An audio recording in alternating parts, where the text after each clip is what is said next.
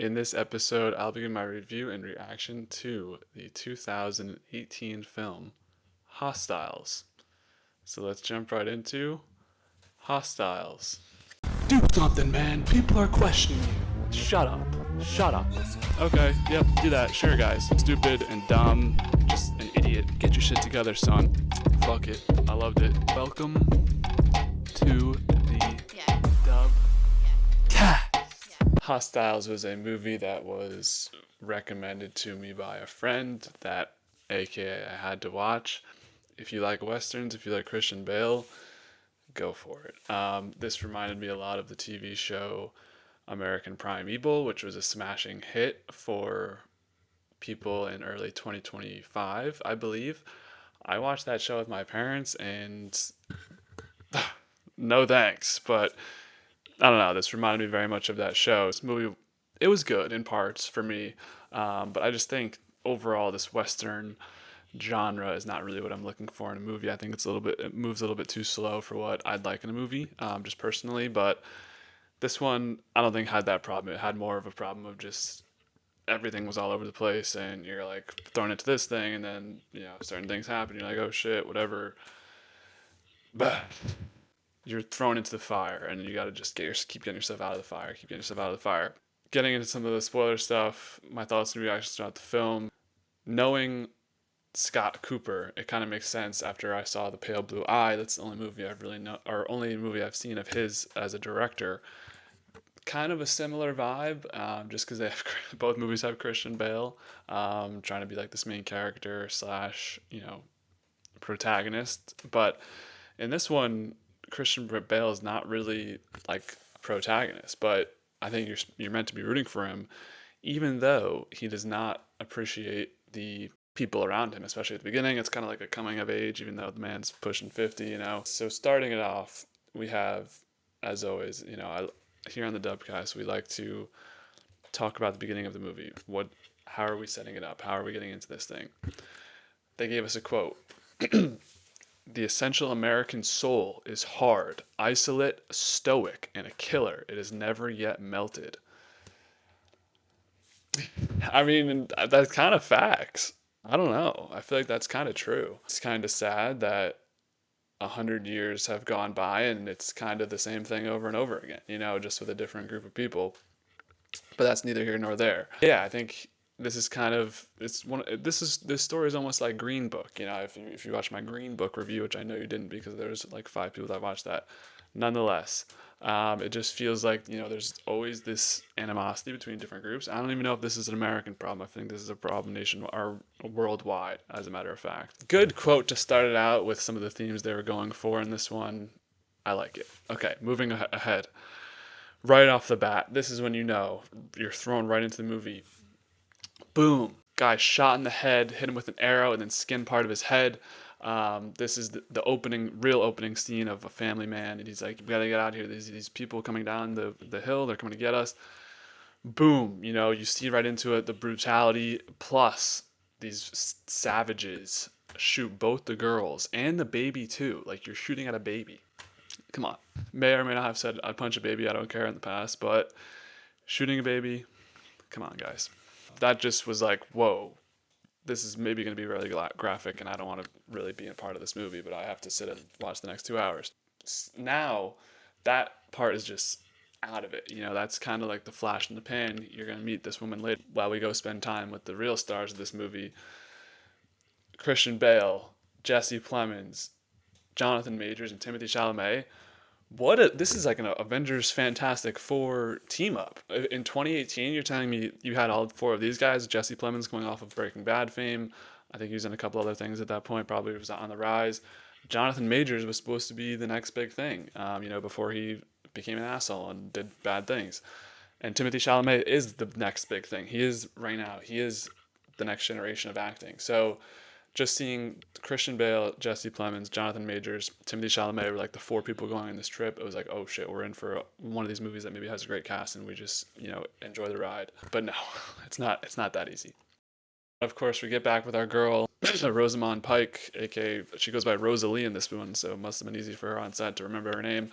Anyways, she's in denial and is straight gasping at the sight of a Native American. You know, they are taking their mission. I didn't mention the Fantastic Four's mission is to take these Native Americans across the country, get them to where they need to be, and of course they find this woman on the way because her family was killed in the opening scene, so she's not going to disappear. She's, you know, she can't believe I can't even like roast her. How could you be in anything but denial? And like I would just, I don't know. I don't even know if how do you even get over that? It's like PTSD to the max. Like that, I don't even think that PTSD describes that. You losing your whole family, and including a baby. You're running around with a baby hiding, and you know we see the guy was like inches away from her. That's scary, bro. As much as I don't like some of the developments later on in the movie between the two, between her and a different character, you got to give her credit, bro. She was going through it, and I didn't even realize the baby died until we meet her again. For some reason, I thought it lived, but it doesn't really make sense for a baby to be shot and then live like that. It just, you know, poor little thing. My message to Scott Cooper: how dare you kill two actors who own the industry at one point or another in Chalamet and Jonathan Majors in one scene? Really? You're just going to send Timmy out of here? He's not even a starring role in this movie. How dare you? How 10 years later he's going to be, you wish you had him more in this movie. And Jonathan Majors too, but Jonathan Majors didn't actually die. I did thought he died. I got respect for Rosalie. You know, I think I'm actually my favorite character in this movie was Rosalie, just because we have to remember Christian Bale's character is an asshole. Like, let's not forget that he just like spent 30 years fucking up Native Americans and whatever. So Rosalie, you know, she's back into it and she just keeps shooting over and over and over again. This Native American guy. Can you blame her? Like, she's been through it all. Some cool kills, you know, as some fight scenes as we go along in this movie. A lot of fight scenes, but there were some cool moments. The son of the one of the main prisoner that they're bringing along, the Native American, chokes out one of the raiders with the chain of his horse. So that was cool. And then, of course, Jonathan Majors didn't actually die, but he's basically sent to the sidelines the rest of this movie. I was getting a 3:10 to Yuma vibe from this movie as well. I thought it would take the whole movie for them to get to Winslow. Winslow is the place they need to be. I thought this was gonna be like right at the end we get to Winslow and that's it. But they're there like probably right before the third act begins. I would say around that point. So there's more to this story, which, you know, 2 hours and 13 minutes of runtime. Was it a little bit too long in my opinion? Yes, but we're already in Winslow, so I'm like, oh shit, this is gonna be something's gonna happen, and I was wrong. This movie got really less interesting as we go along, in my opinion, in my honest, humble opinion. But another fellow on the trip, his name is Metz. He's basically friends with Christian Bale's character, the main character, and Joe is his name. Joe is like talking to him. Metz comes up to him and is like, "Yo, I got to get out of here. You know, I realize we fucked up." He basically is Bradley Cooper in Hangover. We fucked up, and just realizes that they've been persecuting Native Americans. Maybe I don't know if that's wrong. I don't know, but Metz offers him tobacco as like a peace sign. I had to laugh at that. I'm sorry, you know, maybe that was insensitive, but I just thought that was funny when he offered him tobacco. And he realized that they fucked up. It is a nice moment, you know, realizing you can actually apologize to people in person. You know, people have been paying or trying to pay reparations for the things we did to Native Americans all these years ago. But it was nice to see, you know, an actual apology in real life and in real time. There's another prisoner that they take. His name is Wills. He used to run with Joe, and Joe has the classic moral dilemma of go back with your boy and be a racist piece of shit asshole, or continue on with the journey with your new found girl life with these other people. Of course, he's gonna go with the new people. But my boy Kidder, Jesse Plemons, bro, most obvious bait play ever at night when Wills is just sitting by the tree and he's like, "I'm sick." Dude, come on. I mean, I'll give him credit. You know, the pouring rain, maybe that played a factor. I don't know. This dude runs away, of course. Kidder's dead. And then we don't even get an interesting scene of Metz. You know, Metz just left the camp that night. Him and Wills just die off screen. I'd like to see that scene if we're going to make this a long ass movie, you know? But whatever. They're now doing this like side plot mission, bringing the prisoner back, but it doesn't even matter because they're trying to go to the Death Stone. You know, the Native American leader is kind of on his last days, so he wants to be buried in his proper land. Well, he does die actually, and then they make it to this Montana valley. Very scenic, you know, beautiful valley. I like this valley a lot. I would want to go there. I actually meant to look this up, but it's probably ruined by industrialization, and I don't think industrialization actually got it. I think I did actually look it up. I think it's like Death Gorges or something. I forget what it's called, but I want to go there. That looks really nice. And, you know, I've got a friend out in Montana, so maybe, you know, maybe I will go. Of course, nothing can end peacefully in this movie where it's just fight after fight, conflict after conflict. even more death and one last confrontation. They are trying to bury this poor guy in his natural lands. They've been there for hundreds of years, but no, this guy has a farm, so he owns it. And I believe it's the guy from Walking Dead, Scott something, Herschel. So Herschel's like, get off my land. And all of his boys are there. And this was like, all right, what are we doing? Because they all die, of course. And then all the natives that are with Christian Bale and aka Joe and Rosalie die conveniently, besides the little girl, Joe, and Rosalie. So those are the only three people to make it out. Convenient. I wonder why that could be the case. And obviously that sets up the last scene of Rosalie, Joe, and the daughter all hanging out, and the daughter is going with Rosalie to the city. Unfortunately, she's basically been indoctrinated. Is that the word? I don't know. I don't want to throw around these words. I don't know. I'm gonna look that up so I don't get canceled. But yeah, she's the one who is sent, or not she is the one, but they're going back to the city on a train. They're going back on the train, just the two women. And Joe's like, have a good time. I gotta be a sheriff. I gotta go back to live my life. And then as the movie closes, the train starts to go away, and Joe's in the track. He looks at the train and slips onto that train. So he's gonna go, of course, start a family with them.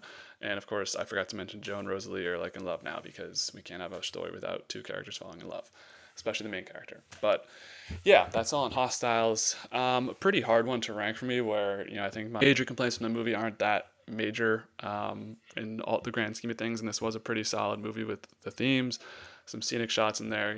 The fight scenes were interesting at points.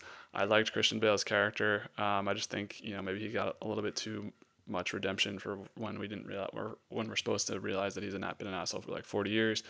And I did like Rosalie's character. I thought that was good development there. Just, it felt like it dragged on a little bit in the third act, especially in the second, getting from the second to third act. There, just too much violence all over the place. I don't like that in American Primeval when it's like, oh, you're dead now, you're dead now, you're dead now, Come on, give us a second to breathe. And then, well, they give us a second to breathe, and then it's boring as, So overall, solid, okay movie. I give it a 7.4. I'm a very optimistic reviewer. 7.4 is a fine score. Would I recommend this to somebody? Probably not to be the first thing that they watch, but if they like westerns, they like Christian Bale, I'll be like, go check out Hostiles. You'd probably enjoy that one a lot. Westerns just aren't my thing overall, so that's pretty solid for a western movie. Yeah, that's where we land on Hostiles. Am I too high or too low on Hostiles? What do you guys think? This is our 85th movie reviewed so far in the Dubcast, comparing it to the other movies we reviewed so far. This is number 59 of those 85 movies so far. So to 7.4, it does tie Awakenings and Bourne Identity. I would take this movie slightly over both those movies, just because I feel like Christian Bale's performance and the main story is a little bit better than both of those, just from my personal opinion. This becomes the lowest rated Christian Bale and Ben Foster movies. So both of them were in 3:10 to Yuma, similar type movie. I gave that one a 7.9, so just slightly above this one. So now we have two of those actors in the books. This becomes the highest rated Rosamund Pike movie.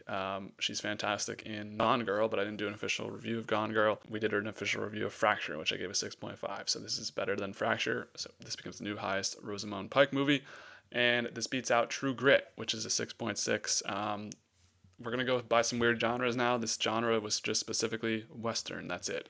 So I get my genres from a very trusted place, and if they have the specific one, we'll compare them. So only movies reviewed so far that are specifically only Westerns, True Grit, and this movie beats out True Grit. So that's a review on Hostiles. What do you guys think of Hostiles? Let me know down below in the comments. I'd love to hear comments. Actually the last couple of comments I've gotten have actually been pretty negative, and they throw in the backhanded compliment, which is nice, but I'm trying to improve this thing. We've been going for almost 2 years now. I'm trying to make it big, guys. I need to get a new thing. I need to make some upgrades. No, we're going to make some upgrades. We're going to be good. So yeah, that's all on Hostiles. What to expect next. Next movie review will be From Dusk Until Dawn. And we have UFC coming out. We are coming back this week. And then we have NFL streams before that wraps up. We'll do a trade deadline stream as well for NBA. So all types of sports content, and then whatever I feel fit besides movie reviews and that, we'll see you here. So please subscribe. Almost at 100 subscribers. I don't like to beg, but come on, let me get to 100 at least. And then leave a like if you liked it. Leave a dislike if you didn't like it, and leave a comment. Let's have a dialogue in the comment section. So that's all for now. As always, be easy, y'all.